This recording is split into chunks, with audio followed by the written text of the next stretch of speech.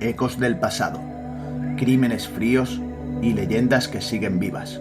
Cada viernes, un viaje al otro lado con Laura y Manu. Hola, soy Laura y como cada semana estoy encantada de volver a colarme en vuestros oídos con una nueva historia de esas que no se cuentan a plena luz del día. Ya sabéis, de esas que huelen a leyenda, suenan a susurros y te dejan con la piel erizada aunque estés en tu sofá. Y yo soy Manu, o como algunos ya me conocen por aquí, el que intenta mantener la calma cuando Laura empieza a hablar de apariciones, rituales y puertas que se abren solas. Aunque reconozco que, por más escalofrío que me dé a veces, no podría estar en mejor sitio que este. Bienvenidos, cazadores de misterios, a una nueva expedición entre lo oculto y lo inexplicable. Enclavado en la provincia de Málaga, oculto entre rumores, testimonios y una historia que parece sacada de una película de terror, nos espera un lugar maldito para muchos, aunque fascinante para otros. Hoy abrimos el expediente MA01 y lo hacemos para hablaros de uno de los lugares más inquietantes de Andalucía, el Cortijo Jurado. Una mansión imponente, abandonada, cargada de tragedias, de susurros, de puertas que crujen solas y secretos que jamás se han contado del todo. ¿Rituales ocultos? ¿Desapariciones inexplicables? ¿Túneles que nadie se atreve a cruzar? El Cortijo Jurado lo tiene todo. Y hoy lo vamos a recorrer con vosotros. Así que, cazadores, abrid bien los oídos, afilad el instinto y preparaos para entrar con nosotros en la historia oscura de una de las mansiones más temidas de nuestro país. Hoy os llevamos a un lugar que impone solo con mirarlo. Está en la ladera de una montaña junto a un río, en la barriada malagueña de Campanillas. Y aunque muchos lo conocen por su aspecto lúgubre o por las historias que lo rodean, pocos saben realmente lo que guarda su historia. En torno a los años 1830 o 1840, aparece en escena una familia muy adinerada, la familia Heredia, una de las más poderosas de Málaga en ese momento.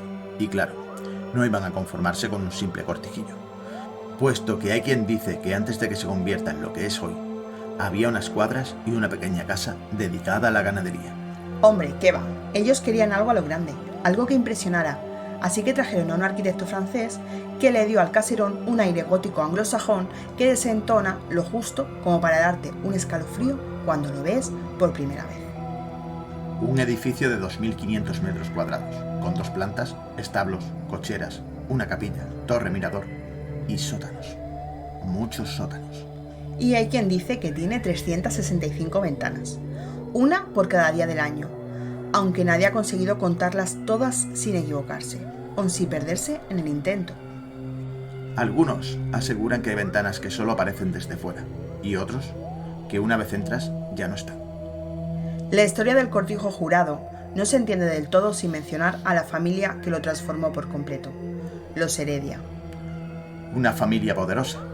Llegaron desde La Rioja, ni más ni menos, acompañados por otras de las grandes de Málaga, los marqueses de Larios. Y fíjate tú qué curioso, Laura, porque los Larios también tenían su propio cortijo muy cerca del de Jurado. El Cortijo de Colmenares, construido en el siglo XVIII. Y guarda ese dato, cazador, porque más adelante hablaremos de un túnel que, bueno, dicen que conectaba ambos lugares. ¿Casualidad? No lo creo. Tú nunca crees en las casualidades, ¿eh? Claro que no, y menos con esta historia, porque si algo nos ha enseñado este podcast es que cuando todo encaja demasiado bien es porque hay algo más. Volviendo a la familia Heredia, Manuel Agustín Heredia, el patriarca, se casó con Isabel Livermore Salas. El apellido no engaña, ¿eh? Inglés. El padre de Isabel era inglés, afincado en Málaga. Y juntos, Manuel e Isabel formaron una familia extensa, nada más y nada menos que 14 hijos. Pero no todos sobrevivieron. 3 de ellos murieron en la lactancia, 2 en la infancia y otros 2 en la adolescencia. Y es aquí donde aparece uno de los nombres más repetidos cuando se habla del Cortijo Jurado. Isabel Petronila Heredia, aunque todos la conocían como Tola o Tula. Nació el 5 de julio de 1814 y desde muy pequeña la vida le puso una prueba brutal. Una extraña enfermedad le causó una mancha oscura en uno de los brazos, El médico de la época, que ya os podéis imaginar cómo eran los diagnósticos entonces, le dijo a su madre que si no amputaba el brazo en menos de 24 horas, la niña moriría. Y el padre no estaba en casa, solo la madre. Así que tuvo que decidir sola, y decidió amputar. Cuando el padre se enteró, montó en cólera. Decía que habría preferido que su hija muriera antes que vivir sin un brazo.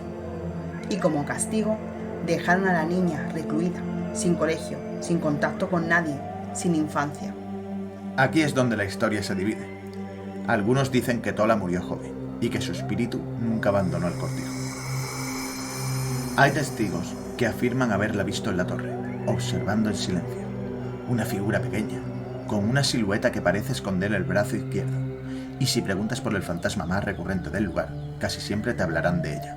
Pero otros defienden que no, que Tula sobrevivió, creció y se marchó al norte. Dicen que se casó, que tuvo hijos y que nunca volvió. Aunque, ¿quién puede asegurarlo? ¿Y si la tristeza, el dolor, dejaron una huella tan profunda que su alma se quedó anclada en aquella torre? Sea cual sea la verdad, el nombre de Tula sigue vivo, en susurros, en historias de abuelas y en más de un testigo que asegura haber sentido su presencia. En 1925, tras la bancarrota que sacudió a los Heredia, la familia decidió vender la finca a sus amigos, los marqueses de Larios. Nadie imaginaba entonces que aquel cambio de manos marcaría el inicio de una larga sombra de tragedia, rumores y muerte. Todo comenzó mucho antes, entre los años 1890 y 1920.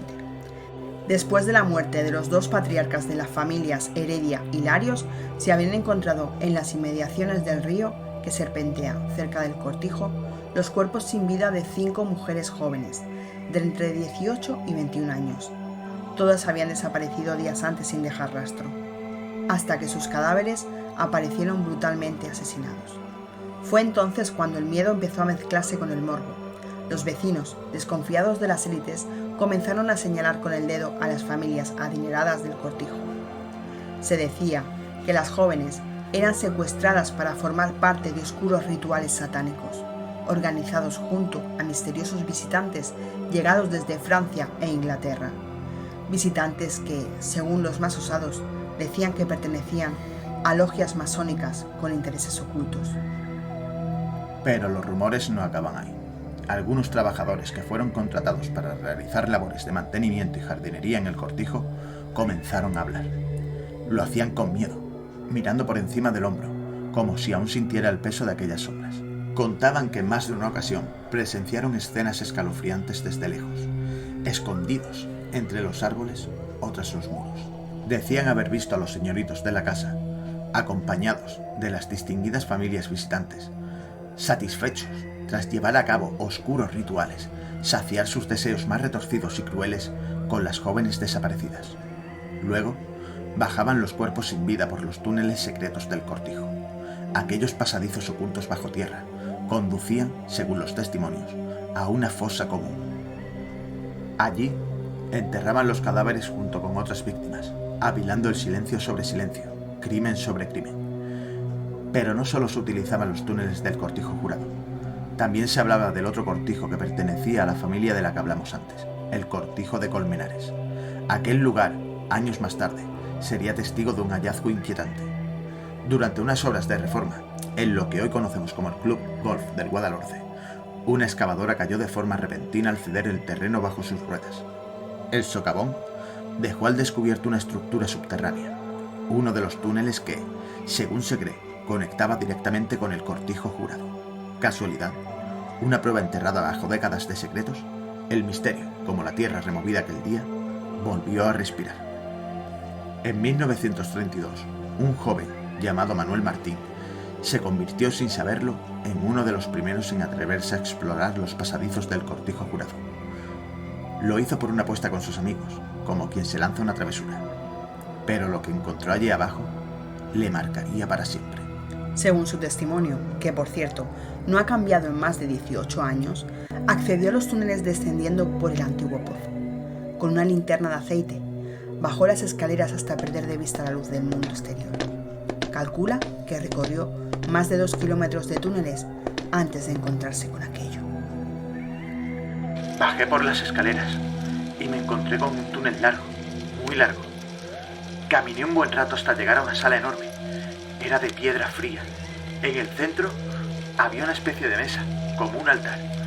Y justo enfrente, tallados en la pared, había 3 dibujos.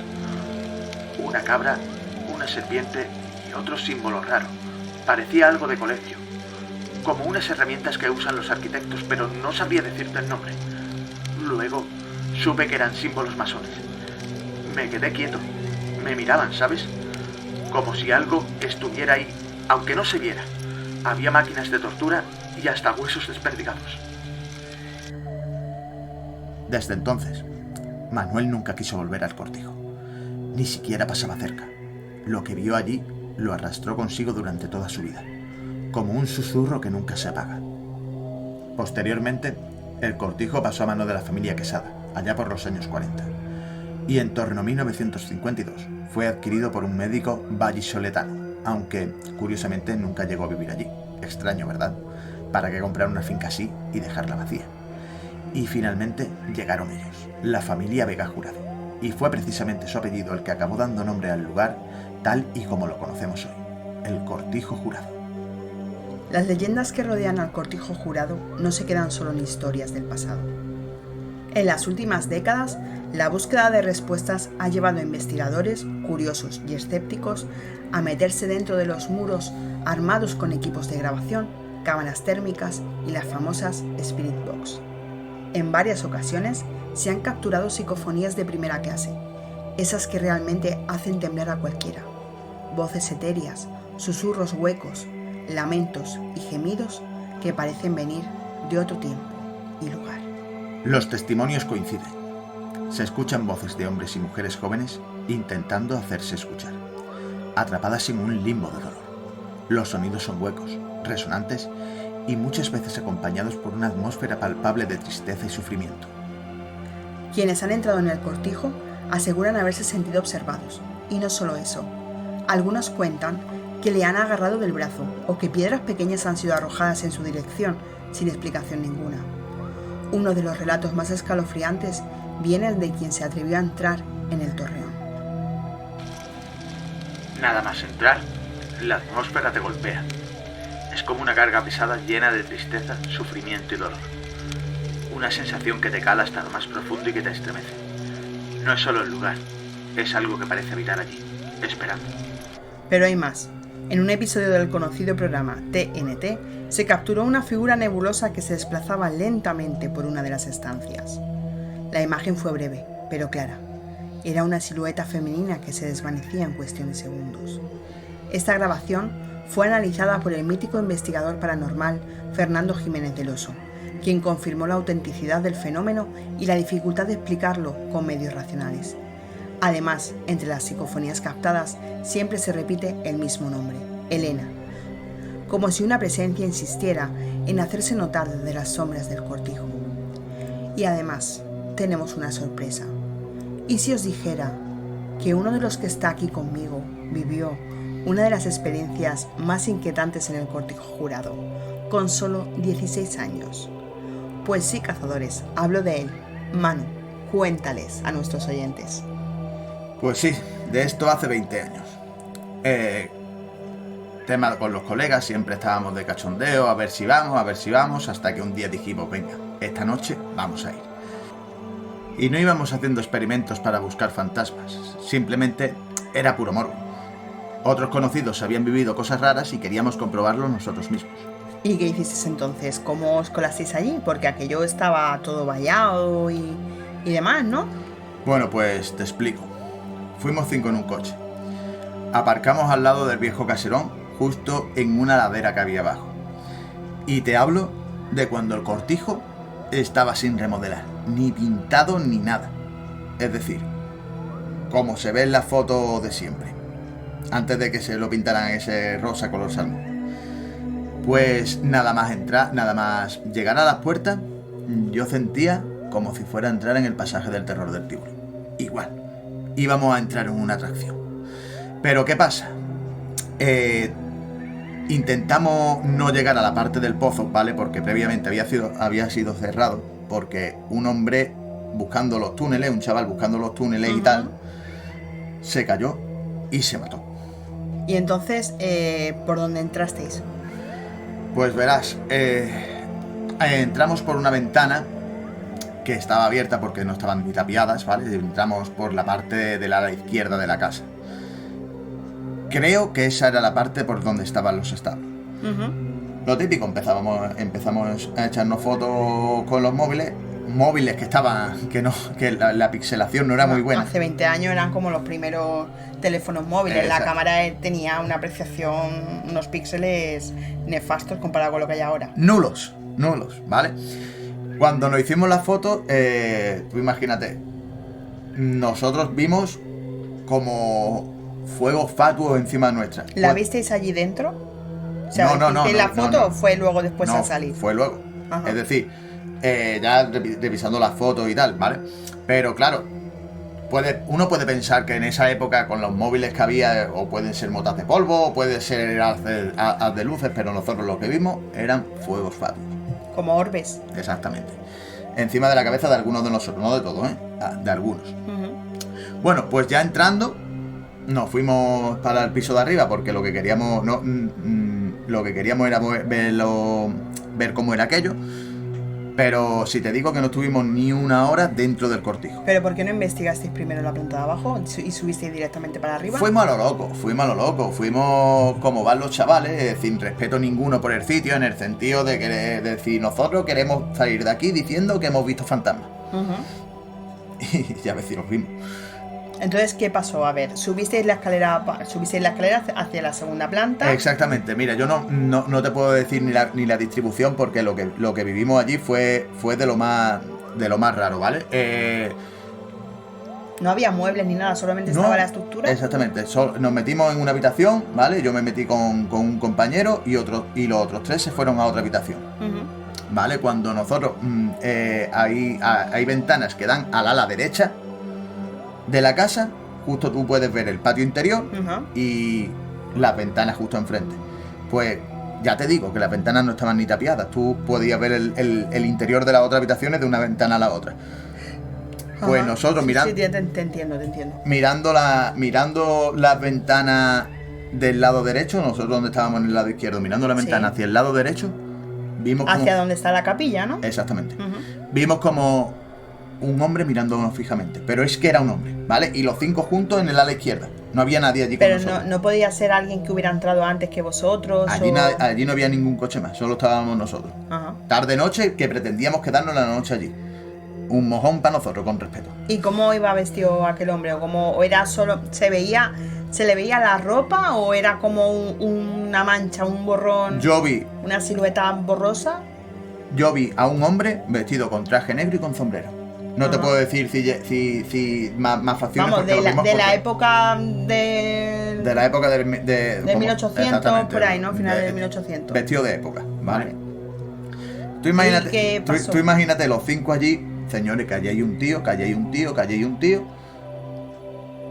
corriendo para abajo, pero vamos, intentando llegar a la otra parte del ala derecha, ¿vale? Nos bajamos para abajo, nos metimos en el patio interior y a raíz de ahí... Pero un momento, ¿no escuchasteis nada? O sea, cuando subisteis arriba, ¿escuchasteis pasos? ¿Escuchasteis alguna voz? Mis amigos decían que habían escuchado la voz de una niña. Por lo menos 2 de ellos. ¿Pero les podían entender lo que decían? No se entendía nada. Ellos decían que previamente, mientras eso fue después, cuando estuvimos hablando sobre lo que pasó. Y pues yo escuchaba la voz de una niña. O sea, eso ya fue fuera de la casa. Eso fue después. Yo no escuché nada, yo solo vi al tío. ¿Vale? Pero mis dos colegas sí habían escuchado las voces de las niñas. ¿A la misma vez que visteis a la figura? No, antes. En lo que es la habitación. Yo cogí y salí de la habitación justo para reunirme con ellos y vi la figura del hombre en la ventana. Y le dije, señores, aquí hay alguien. Salieron todos, pues yo escuché una voz de niña, no sé qué, y salieron todos y vimos la figura del hombre. Cuando nos miramos los 5, claro, los 5. No era el típico gracioso que se había ido para el otro lado, ¿me entiendes? Allí había alguien. Mira, nos dábamos con los talones en el cogote corriendo para abajo. Lejos de eso... Pero entonces ya os fuisteis de Perdón. allí. ¿Os fuisteis de allí o seguisteis investigando un poco? No, ¿o qué? queríamos Porque que- yo soy yo y salgo pitando y no me vuelven a No, meter pelo ahí. es que encima queríamos seguir investigando, porque te cuento. Nos fuimos para abajo y en vez de salir por la misma ventana que habíamos entrado, nos fuimos para el patio interior, que es lo que estábamos viendo nosotros, las ventanas de enfrente, ¿Qué ibais a buscar al hombre? o ver a ver quién había ido, y ya de paso también queríamos ver la capilla. Pero ¿qué pasa? Que en el patio interior empezaron a lanzarnos piedras desde el segundo piso, de donde habíamos estado, y estábamos los 5 abajo, y empezaron a lanzarnos piedras. Entre las piedras, el miedo y tal, salimos por la ventana corriendo, cogimos el coche y nos fuimos, pero vamos, cagando leche de allí. Menos de una hora de supuestamente toda la noche que queríamos estar allí. De experiencia paranormal, ¿no? Exactamente. ¿Y volviste alguna vez a ir luego, con los años, sea un poco más mayor, volviste a ir? Sí, o... creo que fue un año o 2 más tarde, porque ya te digo que estaban haciendo... Sonidos paranormales. Sí, sí. Ya te digo que estaban haciendo las obras y ya fue cuando ya estaba medio remodelado. No estaba ni pintado entero, todavía le faltaba por pintar entero. Sí, sí. Y ya pues encontramos el cortijo jurado con más Con las seguridad, vallas, ¿no? Con Y más todo seguridad, eso. exactamente, con más seguridad, con vallas y tal, y por no meternos en follones, nos fuimos. Claro, que había un cartel que a día de hoy estará allí, que decía: le hemos dado vacaciones a los fantasmas, por favor no entren. Hasta nuevo aviso, ¿no? Hasta nueva orden, y que se avisaría a la policía en el caso de que se viese alguien allí. Así que eso fue lo que nos hizo ir. Y ya te digo que eso fue un año o 2 más, o los 2 años más tarde. Pero fue una tontería de chavales, fue que queríamos entrar, nosotros queríamos salir de allí diciendo que habíamos visto lo que la gente dice haber visto ahí dentro. Y nosotros lo vimos, ¿eh? Vale, también me habías comentado que cuando estaban remodelando la primera vez que fuiste, ¿no? Que estaban empezando a remodelar, que tardaron muchísimo en hacer lo que estaban haciendo. Había excavadoras y demás allí dentro, ¿no? Pero que las máquinas se paraban solas, ¿no? Y por eso nunca llegaban a terminar. Eso decían, que no podían hacer muchas más obras porque es que las excavadoras se paraban. Aparte que los propios trabajadores, los albañiles, decían que no les gustaba trabajar allí dentro porque es que tenían hasta miedo del sitio, ¿vale? Pues es que puede que en verdad no sea el edificio como en sí, sino lo que habita dentro, lo que esté provocando pues todos estos problemas de psicofonías, apariciones, que las máquinas no puedan trabajar o los móviles se le apaguen la batería o cosas así. Y después de todo esto que me has contado, Manu, ¿volverías alguna vez más, por ejemplo, conmigo allí? Yo te digo la verdad, yo sí volvería, pero no como fui entonces. No para presumir de haber ido y ver fantasmas. No, yo si fuera, de verdad, sería para investigar con nosotros, con nuestros cacharros o con lo que llevásemos para... ¿Qué quieres, comprar una Spirit Box? Bueno, no estaría mal, a ver, lo llevo en el Demonology, ¿no? En uno de los juegos que él juega, como muchos sabréis, él es gamer, es streamer y juega diferentes juegos de terror. En uno de ellos es el Demonologist, que es muy parecido al Phasmophobia también, otro juego muy conocido, en el que se pone en la piel de un buscador de fantasmas y tiene que ir a pasar a casas encantadas buscando el fantasma y qué fantasma es, y lleva diferentes aparatos, ¿no? Como es la Spirit Box. Exactamente, llevamos la Spirit Box, lleva hasta un lienzo por si el fantasma pinta, en fin, claro. Sí, varias cosas para elementos, Identificar fenómenos paranormales que pasen. Identificar al fantasma, sí. Exacto. Pues como este testimonio que tenemos aquí de Manu, hay muchísimos más testigos que aseguran haber visto luces extrañas, esferas flotantes, como nos ha comentado él, que se deslizan silenciosas por los pasillos y jardines, y que salen también en miles de fotos que hay por internet, que podéis ver lo que es la fachada como con siluetas en diferentes ventanas, ¿vale? Creo que esto puede ser que sean motas de polvo, a lo mejor algún bichillo que pasaba por allí, pero vamos, no creo que fuera para tanto, ¿no? Yo te digo una cosa, de lo que nosotros vimos, evidentemente te estoy hablando de cualquier punto de vista de lo que nos esté escuchando, diría, pues en esa época los móviles y tal eran una mierda. Te hablo de cualquier punto de vista, pero lo que nosotros vimos fueron luces blancas encima de la cabeza de alguno de nosotros. Pero en ese momento no las viste, las viste No, posteriormente. la vimos después, pero Ajá. Pero claro, yo ahora mismo no te sabría decir ni por qué esas fotos se han perdido, ¿no? 20 años ya. No, lógico, pero lo que dice mucha gente que ya no es que se vea los orbes, las luces, las esferas estas en cámaras o en fotos, sino que ellos mismos las pueden ver, ¿vale? Es como en otro capítulo, en otro podcast hablaremos de cementerios y contaremos lo que nos pasó a nosotros en el cementerio inglés de Málaga, el orbe aquel que vimos. Eso, exactamente, pues es lo que dicen, que hay muchas de esas esferas que parecen que los observan, que los siguen, los observan, y que la tecnología incluso no soporta la energía que habita en el lugar, y que de forma muy abrupta y sin explicación ninguna, pues las baterías de los móviles, de las cámaras, de las grabadoras se paran totalmente. Coincidencia, interferencia paranormal, sea lo que sea, el cortijo jurado parece tener una fuerza que va más allá de nuestra comprensión y que hasta hoy sigue resistiéndose a ser desvelada por completo. Pero la historia del cortijo jurado no termina con sombras y psicofonías. Hay un capítulo oscuro que pocos conocen y que parece sacado de una película de terror. Yo no conocía para nada esta historia, me la contó Manu, y es la historia de un corto en los años 90 que dirigió Jorge Rivera junto al productor Quique Mesa. Fue un corto que fue filmado durante 3 noches en el propio cortijo, que se llamó Un golpe definitivo. Pero lo que debía ser un trabajo artístico se convirtió en un misterio inquietante, ¿verdad? Exactamente, yo ya había, después de todo eso, ¿no? Pues uno va investigando, va indagando, ¿no? Y después también de ver los reportajes de Cuarto Milenio y todo eso, pues me enteré por internet, en internet de aquella época, que habían intentado hacer un corto, ¿vale? Y bueno, pues lo que pasó, por ejemplo, uno de los actores desapareció sin dejar rastro justo después de terminar sus escenas. 5 montajes diferentes de la película se borraron. Pero estaban montándose en diferentes ordenadores, que no fue un ordenador que se borraron desde el mismo ordenador. No, evidentemente estaban haciendo un corto de la película. Vale. Que desde diferentes ordenadores se borraron diferentes escenas. O sea, sí, que hasta el propio director lo dice, que parecía como si algo no quisiera que esa película saliera a la luz. También una de las localizaciones usadas en el rodaje sufrió un incendio que destruyó parte del cortijo. Pero bueno, en las grabaciones se pueden ver imágenes extrañas también que nadie ha logrado explicar, sombras que se mueven por el encuadre, figuras borrosas y luces que no pertenecen al equipo de rodaje. El corto, tras todos estos sucesos, nunca llegó a estrenarse.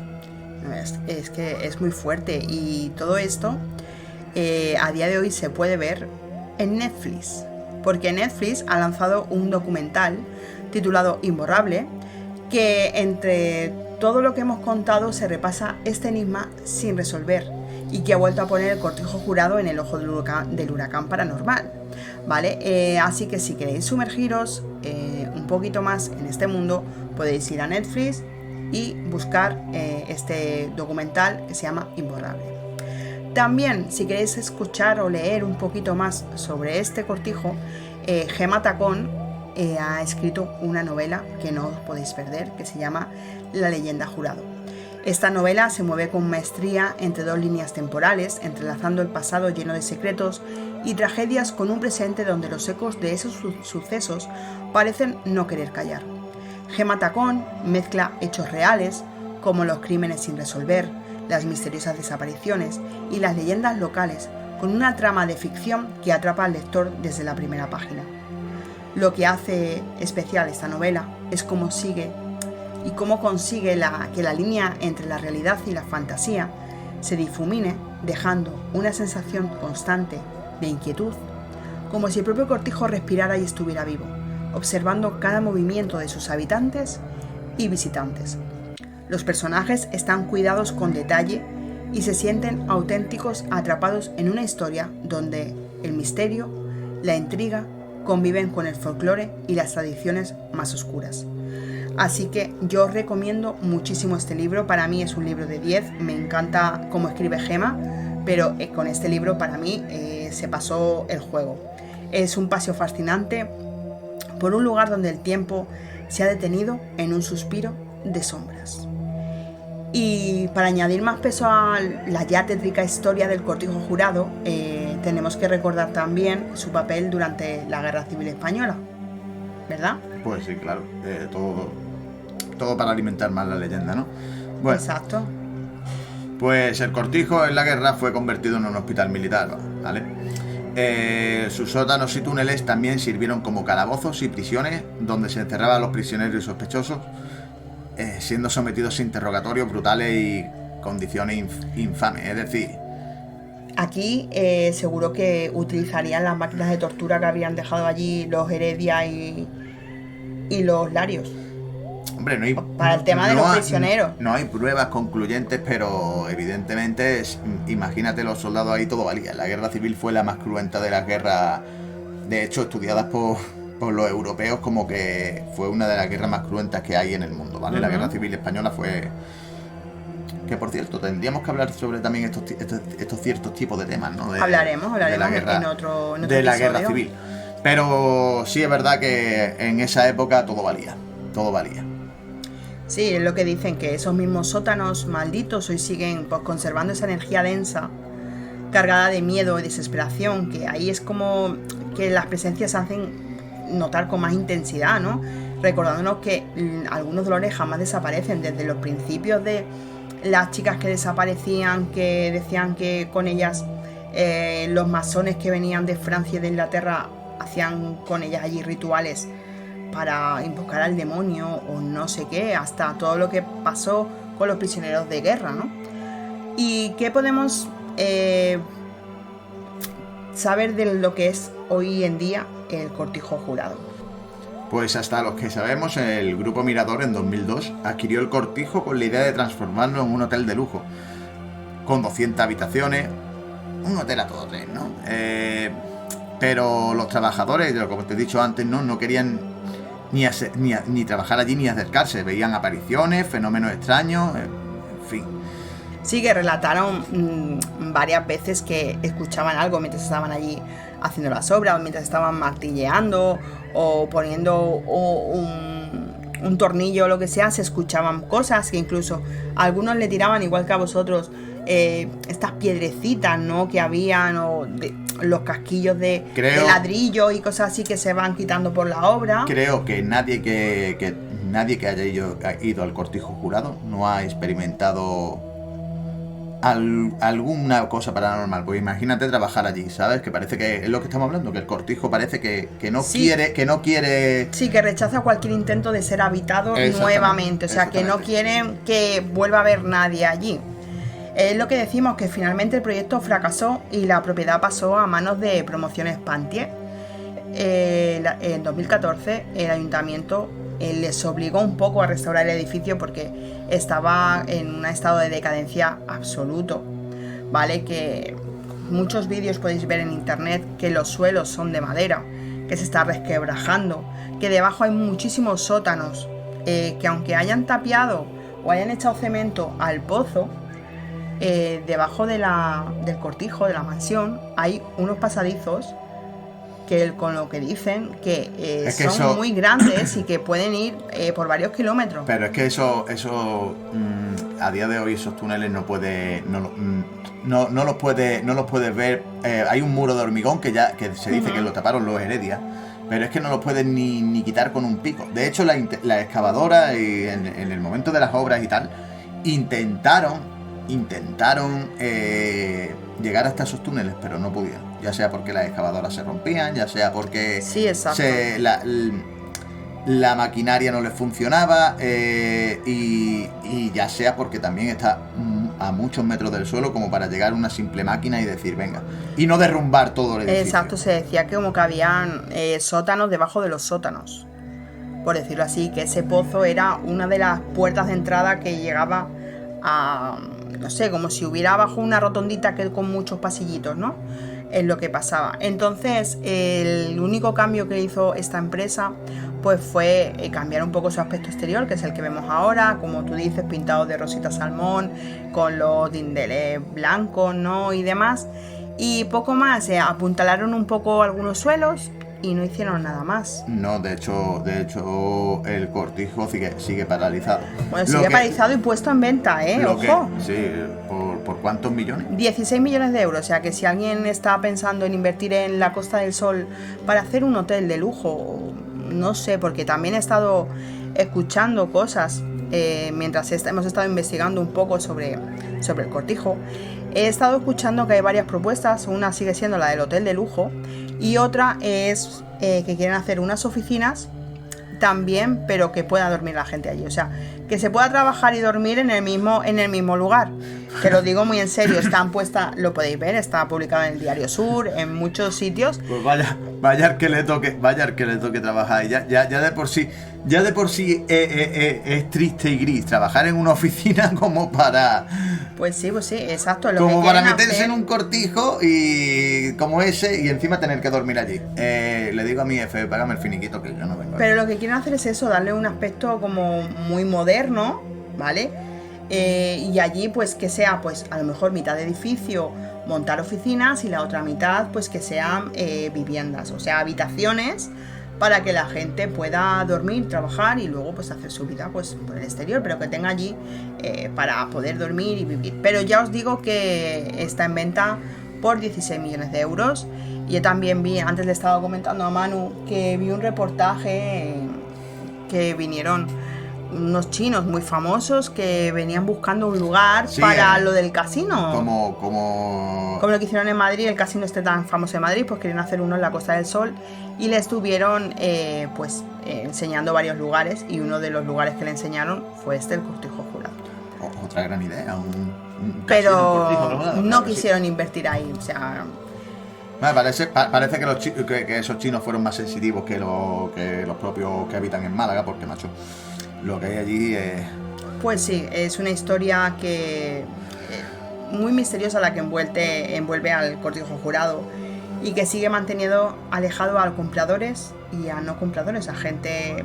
Hay muy poca gente que se arriesga a día de hoy entrar dentro de sus muros por todo lo que pasa y porque ya hay muchos accidentes que han pasado, que ha ido gente que ha fallecido allí, que se han encontrado cuerpos de mujeres, porque yo también sé que ya no en los años 1830 o 1900, al principio de 1900, sino que posteriormente se encontraron un cuerpo de varias mujeres también que habían desaparecido en la zona de Málaga, violadas y muertas allí en lo que son los sótanos del Cortijo Jurado. O sea que el misterio que envuelve a este lugar es tétrico y alucinante a la vez.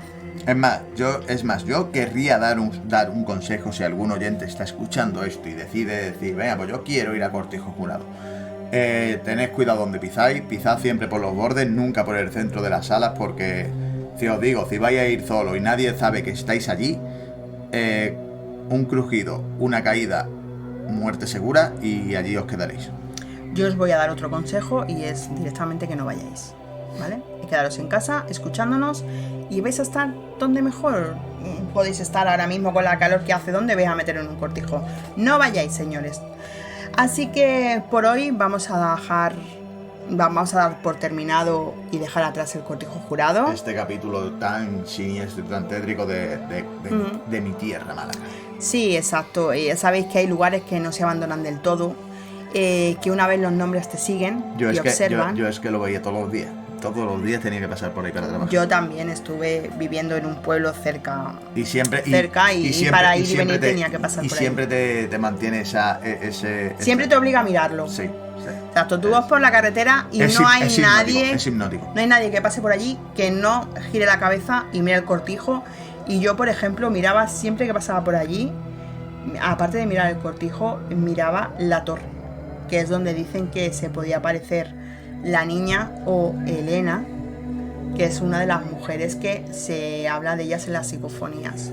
Cada cual te va a contar historia de lo que ha visto allí o lo que no ha visto allí. Yo he escuchado hasta que pasaban por la carretera y se veían luces dentro del cortijo. Exacto, lo que hemos hablado antes, que había luces, que había gente que veía luces, orbes. Eso me lo han contado a mí, de primera mano. No es que lo que hayamos investigado, sí, que también, claro. pero que eso me lo han contado a mí de primera mano. Exacto. Pues ya sabéis. Puede que esta noche durmáis tranquilo o puede que al cerrar los ojos escuchéis un crujido en la casa. Una voz que no es la vuestra, una puerta qué nos recordáis haber dejado abierta. Sea como sea, gracias por acompañarnos una semana más, cazadores, por andar con nosotros entre leyendas, oscuridad y verdades que pocos se atreven a contar. En el próximo expediente nos adentraremos en las sombras más profundas de una historia que hiela la sangre. Los crímenes de los Galindo. No es solo una historia de violencia y misterio, es un lugar donde lo real y lo paranormal se entrelazan, donde los secretos susurran en la oscuridad y las sombras guardan recuerdos que no quieren ser olvidados. Prepárate para escuchar relatos que te harán dudar de lo que creáis saber, para adentrarte en un mundo donde cada suspiro puede ser el eco de un pasado que aún no descansa. Porque una vez que te sumerjas en esta historia, nada volverá a ser igual. ¿Te atreves a escuchar? Pero recordad, hasta entonces, no todos los fantasmas llevan sábana. Y no todos los monstruos están muertos.